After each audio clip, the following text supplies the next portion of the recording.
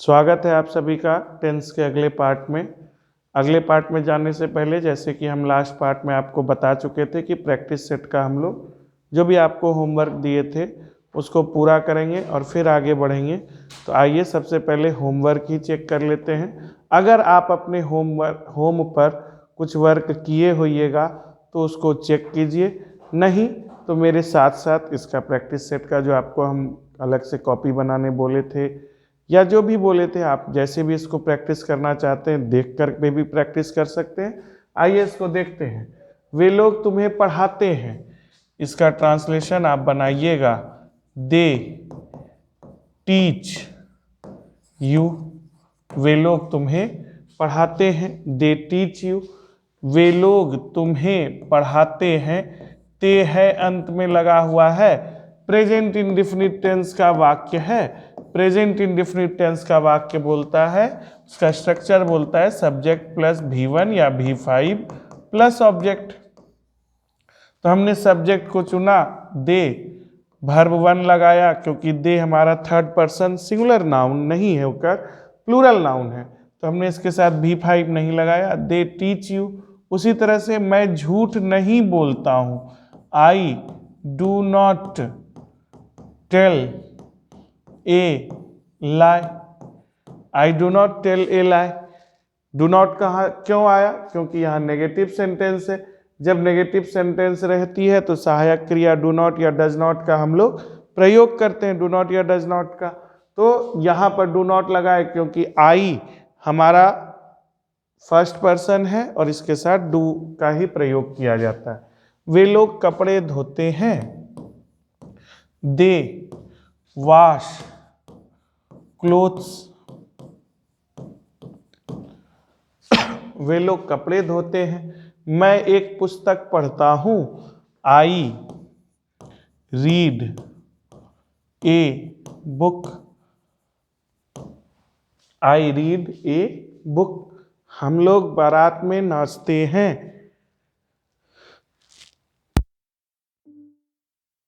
It's 22:45. इसकी अंग्रेजी होगी we dance in a procession. Procession की अंग्रेजी हिंदी होती है बारात, या आप इसको डायरेक्ट यह भी लिख सकते हैं बारात। आप ऐसा भी लिख सकते हैं we dance in a procession या we dance in a baraat. तुम उसे चिढ़ाते हो, यह चल रहा है, तुम उसे चिढ़ाते हो। तो चिढ़ाना का अंग्रेजी हम क्लास में भी आपको बता चुके हैं। चिढ़ाना की अंग्रेजी होती है टीज। तुम उसे चिढ़ाते हो, यू टीज हिम। कुत्ते रात में भौंकते हैं, डॉग्स बार्क इन दी नाइट। डॉग्स बार्क इन दी नाइट। ठीक है। वह गड्ढा खोदता है, ही। अब यहाँ थर्ड पर्सन सिंगुलर नाउन आया तो हम वर्ब के साथ एस लगाएंगे। He digs a pit. He digs a pit. मैं उसे डांटता हूँ, I scold him. I scold him. राजा गरीबों में धन बांटता है, तो the king distributes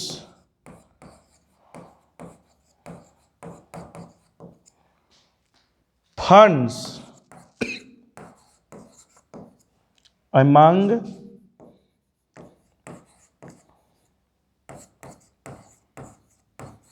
poors.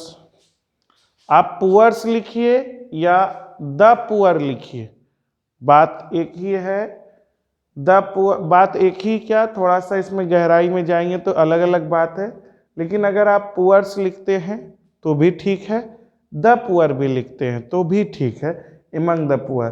The king distributes funds among the poors या एमंग पुअर्स भी लिख सकते हैं। एमंग का प्रयोग इसलिए हुआ, एमंग और बिटवीन दो ऐसे शब्द हैं जिसकी हिंदी होती है के बीच। एमंग की हिंदी, एमंग का यूज उस समय करते हैं जब किसी भी चीज का बंटवारा या कोई भी चीज दो से अधिक लोगों के बीच में हो तो हम उसके लिए एमंग का प्रयोग करते हैं। और जब किसी चीज का बंटवारा दो लोगों के बीच हो या किसी दो पर्सन के बीच में हो तो हम उसके लिए बिटवीन का प्रयोग करते हैं।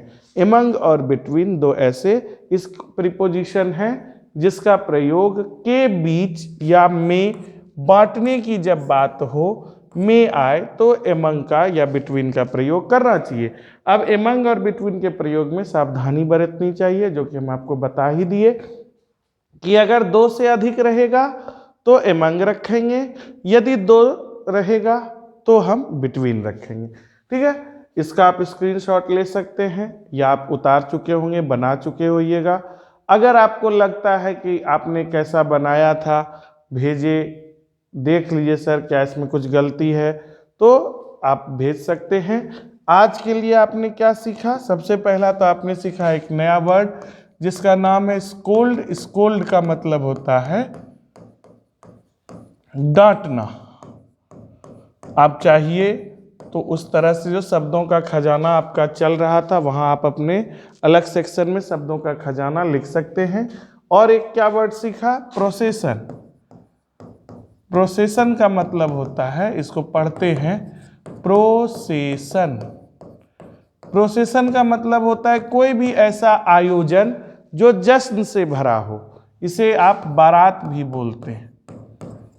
ठीक है, या कोई भी ऐसा आयोजन जो जश्न से भरा हुआ है, खुशी से भरा हुआ है, तो आप उसको प्रोसेसन बोलते हैं। ठीक है, प्रेजेंट इंडेफिनिट को एक बार देख चुके हम लोग। अब हम लोग प्रेजेंट इम्परफेक्ट की ओर चलते हैं और प्रेजेंट इम्परफेक्ट की ओर देखते हैं कि प्रेजेंट इम्परफेक्ट कहता क्या है। प्रेजेंट इम्परफेक्ट कहता है कि सर जब, आप इसका स्क्रीनशॉट ले सकते हैं और इसको फिर अभी समझेंगे भी, अगर आप समझना चाहते हैं पहले तो समझ लीजिए कि जब हिंदी क्रिया के साथ, ये जो हिंदी क्रिया है इसके साथ रहा है, रहे हैं, रही है, रहा है, रहे हैं, रही है, यानी जा रहा है, खेल रहा है, कूद रहा है, ऐसा कुछ चलते रहता है तो हम उस हिंदी क्रिया वाले वाक्य को प्रेजेंट इम्परफेक्ट टेंस का वाक्य कहते हैं।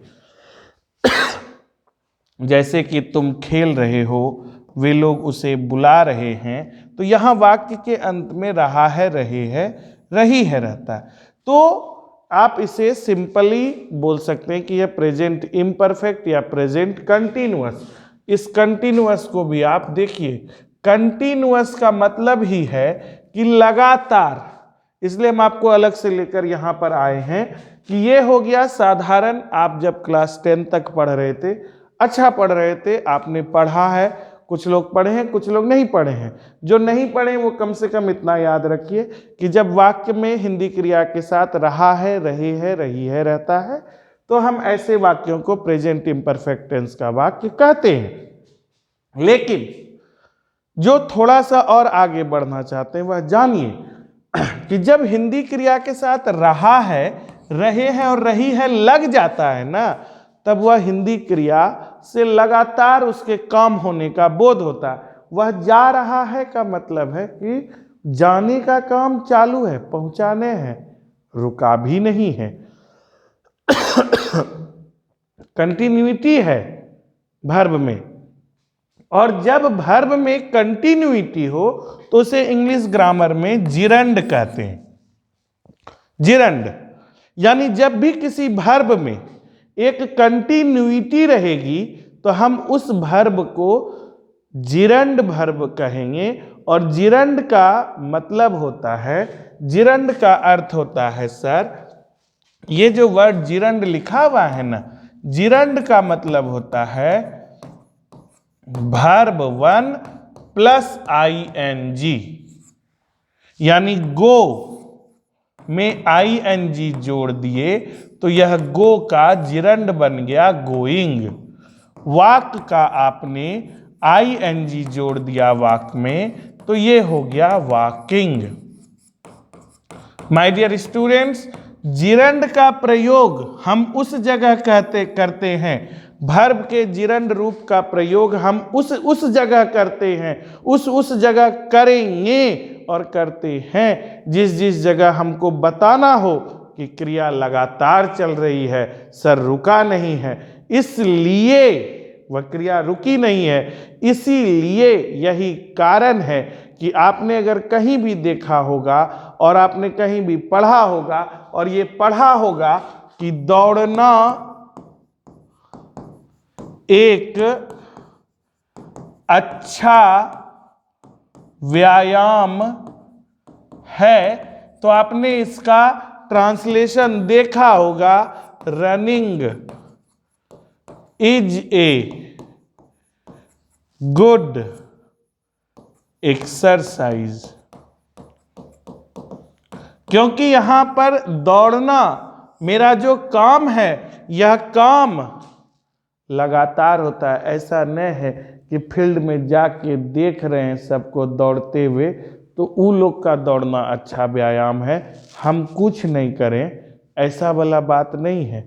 क्रिया का लगातार होते रहना ही, क्रिया का लगातार होते रहना ही क्रिया को जिरंड के रूप में लेकर जाता है, और जहां भी जिरंड लगता है वहां वर्ब 1 प्लस ing होता है। यानी कि जब भी हम कभी ऐसी क्रिया का बात करेंगे, क्रिया की बात करेंगे जो क्रिया लगातार हो रही है, तो हम उसमें ing का प्रयोग करेंगे। आप इस पर ही कई सारा ट्रांसलेशन आपने देखा है। धूम्रपान स्वास्थ्य के लिए हानिकारक है, smoking is injurious to health, पढ़ना तुम्हारे लिए अच्छा है, reading is good for you, जोर जोर से बोलना मना है, स्पीकिंग लाउडली इज प्रोहिबिटेड। ये सब जो भी है ये सब जिरंड है। कोई भी काम जब हम करते हैं तो अब यहाँ पर दो बात, एक प्रश्न उठना चाहिए।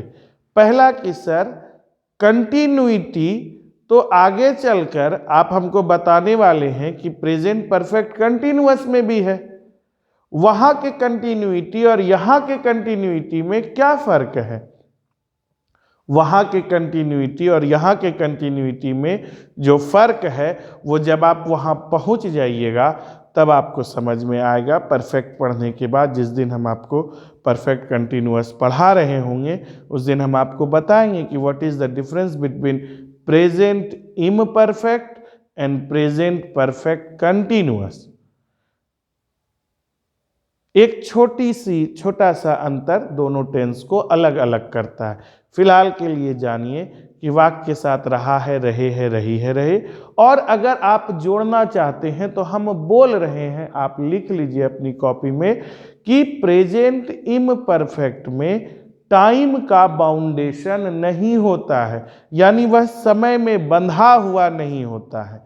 टेंस का जो यह वाक्य है प्रेजेंट इम्परफेक्ट का, यह समय में नहीं बंधा हुआ होता है, यानी इसके साथ समय नहीं लगा हुआ होता है। कोई ऐसा काम जो पिछले कई दिनों से चला आ रहा है और आगे भी चलता रहेगा, ये वाला भाव नहीं रहता है, तो हम उसको प्रेजेंट इम्परफेक्ट टेंस में कहते हैं। और जब प्रेजेंट इम्परफेक्ट टेंस का वाक्य आया तो फिर उसी तरह से कल जिस तरह से हम आपको बताए थे कि ट्रांसलेशन 4 ही प्रकार के वाक्यों का होता है, affirmative, negative, interrogative, interrogative with yes no answer and interrogative with so many answers. यानी कि हाँ ना वाला वाक्य और प्रश्नवाचक वाक्य जो क्या से शुरू हो और जो क्या से नहीं शुरू हो, वैसा वाला प्रश्नवाचक वाक्य। तो आइए देखते हैं कि जब वाक्य सकारात्मक होता है तो हमारा स्ट्रक्चर क्या होता है।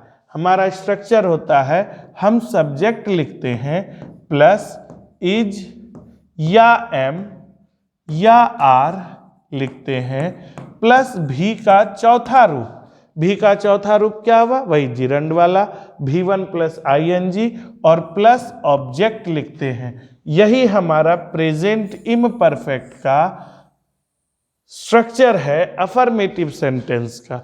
Subject plus is-M-are plus V4 plus object, और सब्जेक्ट मेरा जैसा हो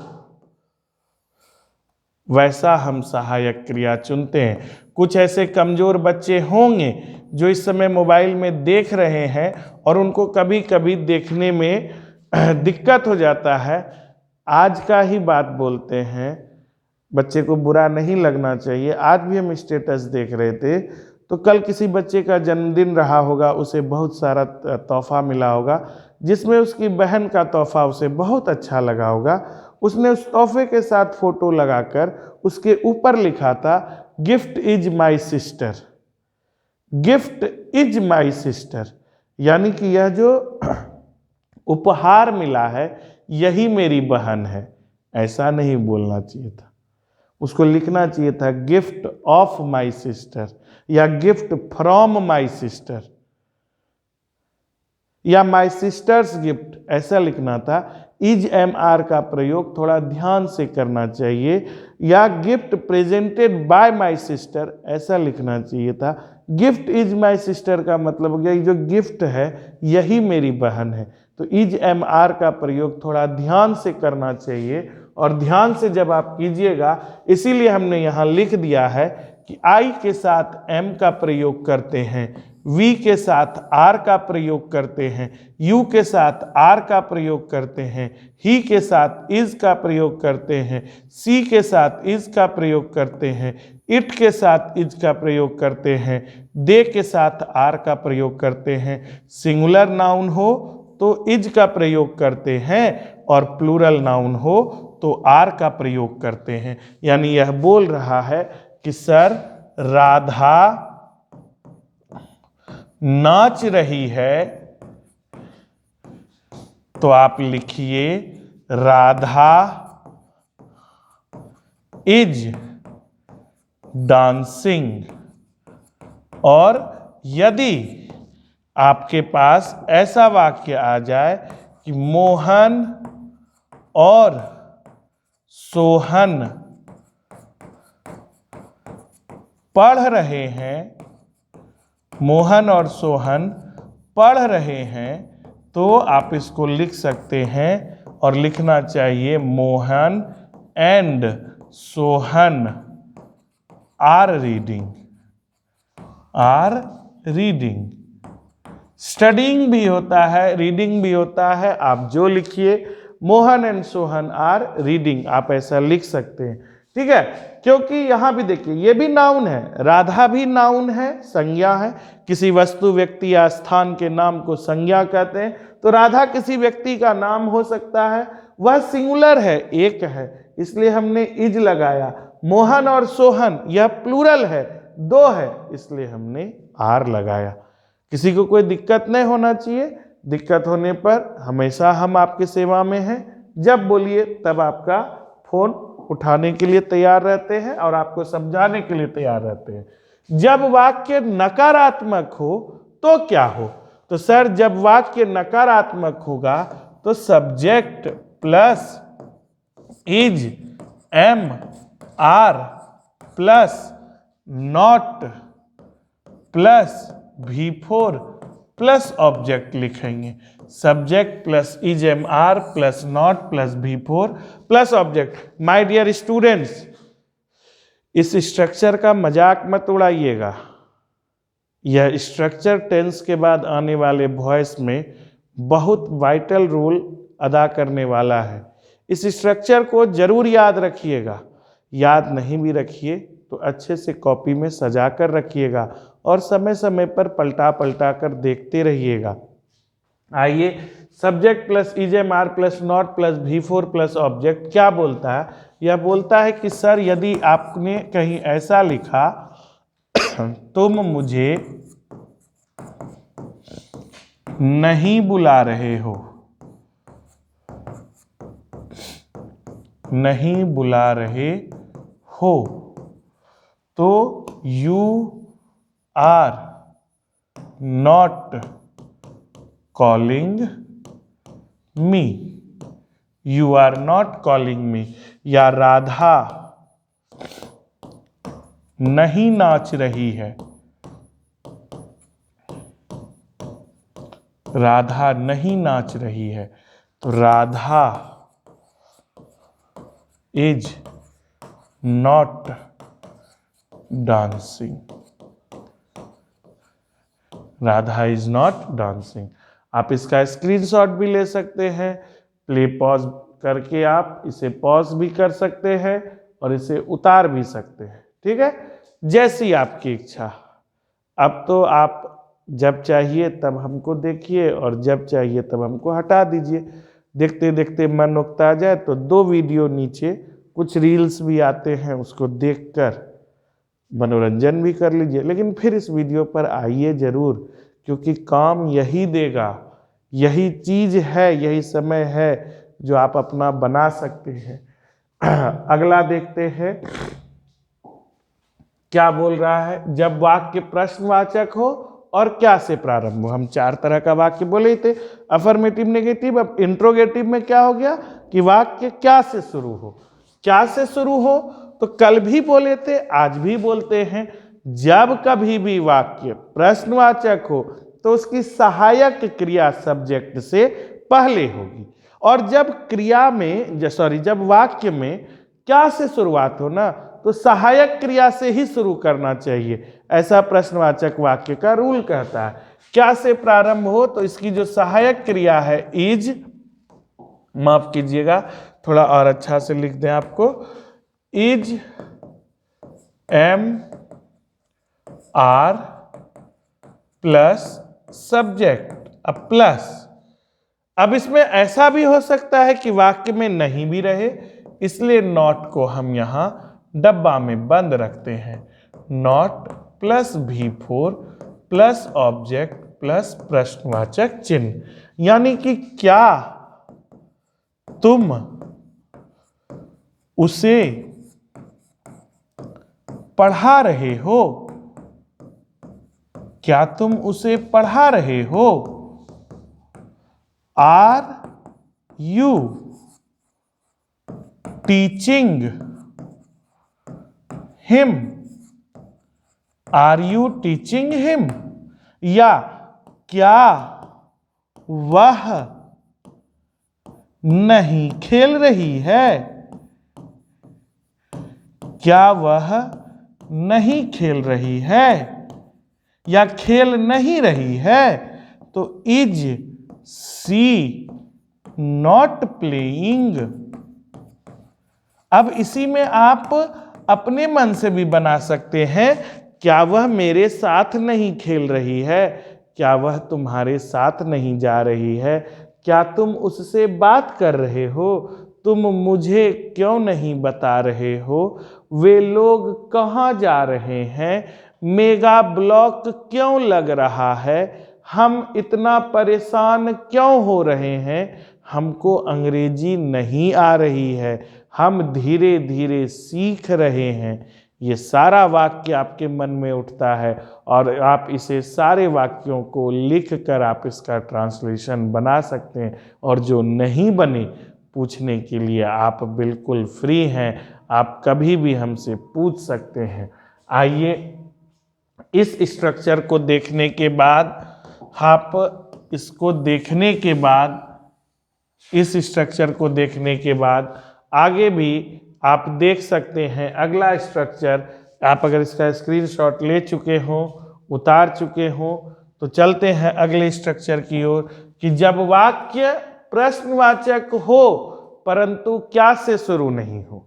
कल के वीडियो में हमने इस ग्रुप में सिर्फ ऐसा लिख दिया था कि सर जब वाक्य प्रश्नवाचक होगा और क्या से शुरू नहीं होगा ना तो क्वेश्चन वर्ड आप लिखिएगा, क्वेश्चन वर्ड। लेकिन ये क्वेश्चन वर्ड क्या है ये हमने आज आपको बताया है कि क्वेश्चन वर्ड है क्या, क्यों, कहाँ, कब, कौन, किसने, किसका, कैसे, किसे, कई सारा, कितना, कितना सारा, तो हाउ मेनी, कौन सा, विच वन, ये सब सेंटेंस में जो प्रश्नवाचक आपको शब्द दिखते हैं वो सब इन्हीं में से बने हुए होते हैं। ये सारे शब्द ऐसे हैं जिन्हें आपको याद रखना चाहिए और आपको इसको जरूर याद रखना चाहिए। अगर आपको इसमें से कोई शब्द वाक्य के अंत में, सर एक बात बोलिए,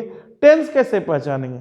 वर्मा सर का back gear formula, Verma sir का बैक गियर फार्मूला ना सिर्फ यूनिट एंड डायमेंशन में काम करता है बल्कि टेंस में भी काम करता है। आप पीछे से देखना शुरू कीजिए वाक्य को। अगर वाक्य में ता है, ते है, ती है भेटा गया, प्रेजेंट इंडेफिनिट। अगर वाक्य में रहा है, रहे है, रही है बैठा गया तो प्रेजेंट इम्परफेक्ट। अब देखिए क्या है, एक स्ट्रक्चर है टेंस का। टेंस का एक स्ट्रक्चर है। आपके सामने एक वाक्य आया है जो आपसे बोल रहा है कि सर हमको अंग्रेजी में ट्रांसलेट कीजिए। तो सबसे पहले तो आप उसको पढ़कर एक बार देखिए कि क्या उसमें क्रिया है। हाँ क्रिया है, तो इसका मतलब तुम टेंस में जाओगे। अब टेंस में कौन सा टेंस में जाओगे? तो लास्ट से देखिए, सर है मिला तो प्रेजेंट टेंस में चले गए। अब प्रेजेंट टेंस में कौन से में जाओगे? तो देख रहे हैं लास्ट में रहा है तो प्रेजेंट इम्परफेक्ट में आ गया।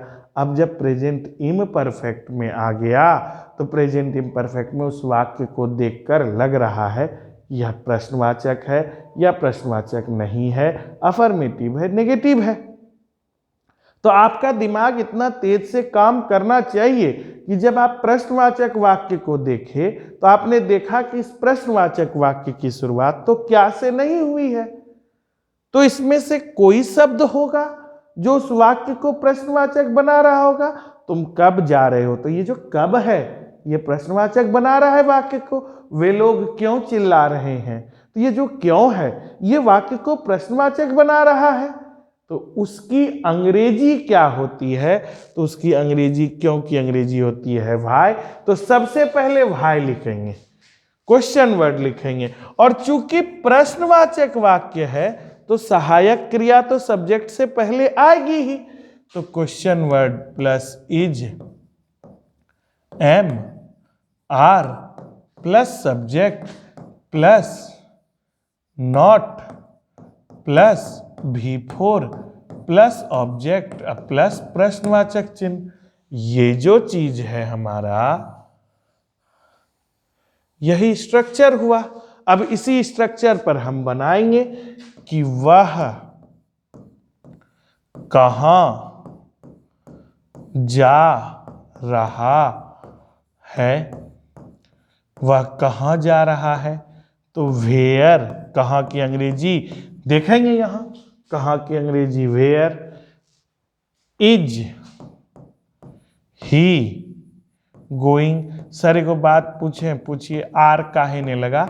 इसलिए नहीं लगा बेटा क्योंकि सब्जेक्ट हमारा ही है और ही के साथ इज लगता है, इसी के पहले में बताए थे, इसलिए हम यहां इज लगाए। अगर कभी आ जाए कि वे लोग क्यों नहीं चिल्ला रहे हैं, वे लोग क्यों नहीं चिल्ला रहे हैं, तो व्हाई, क्योंकि अंग्रेजी व्हाई। वाक्य प्रश्नवाचक है, क्यों की वजह से प्रश्नवाचक है, इसलिए क्यों का पहले लिखे व्हाई। अब इज एम आर में से आर लिखेंगे। क्यों लिखेंगे? क्योंकि सब्जेक्ट मेरा वे लोग है जिसकी अंग्रेजी होती है they. Why are they not crying.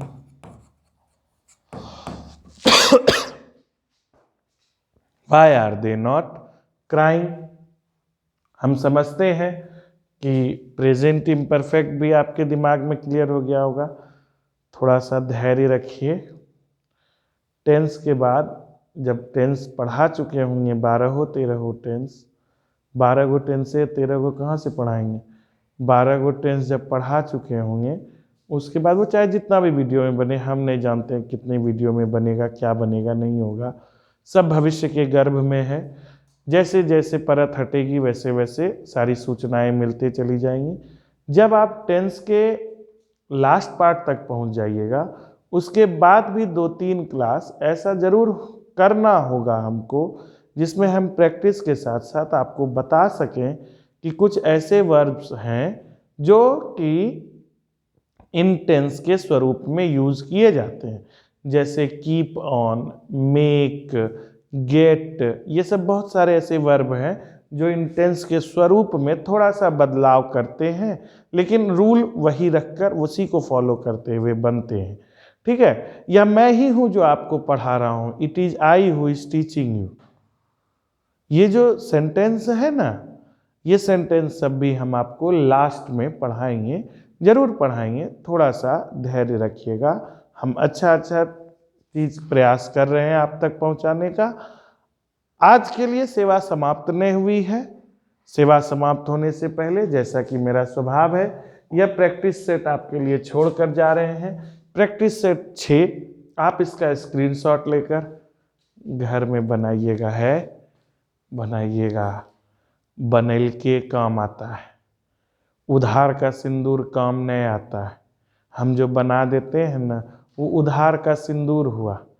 ठीक है, हमारा काम है, आप कमज़ोर हैं, अभी आप नहीं बनाइए, कम से कम कुछ छू तो लिखिएगा कि सर क्या वह तुम्हें बुलाता है। तो अभी तुरंत न बताए थे वाक्य पहचानने के लिए, तो हम पहचान लिए है तो प्रेजेंट हुआ, बुलाता है तो प्रेजेंट इंडिफिनिट हुआ सर, प्रश्नवाचक हुआ, और क्या पहले में है तो सर डू या डज पहले लिखेंगे। तो डू लिखने गए ना, तो वह बोला कि हम टिप स्नान छिकिए, डज लिख ना, तो डज लिखिए सर, उसके बाद ही लिखे। आज जानते हैं सर, उसके बाद नहीं आया सर कि बुलाना का अंग्रेजी क्या होता है, बस छोड़ दिए। नहीं छोड़िए, नहीं उतना सा जगह छोड़कर दूसरा वाक्य देखिए ना, तीसरा वाक्य देखिए ना, चौथा वाक्य देखिए ना, थोड़ा थोड़ा आगे बढ़िए ना। एक दिन में अ आ नहीं सीखे थे, 2-4 साल माए बैठा बैठा के सिलेट पर लिखाई होगी ना, तब अ आ हर्षई दीर्घई आया होगा। यही अ आ कलम कलम, चमन चमन, नमन नमन, ये सब किए होइएगा ना 2-4 साल, तब हिंदी पढ़ने आया होगा। और चाहते हैं कि एक जादू का छड़ी घूमे, बोला ने now the leaves are falling fast में हुश सब चीज़ हो जाए, ऐसा नहीं होता। थोड़ा सा मेहनत कीजिए अपनी साइड से। हम उम्मीद करते हैं कि आप मेहनत कर रहे होइएगा ईमानदारी से। स्वास्थ्य का ख्याल रखिए। मिलते हैं फिर अगले वीडियो में नई ऊर्जा के साथ, और छोड़कर जा रहे हैं आपके लिए practice set 6। Thank you very much.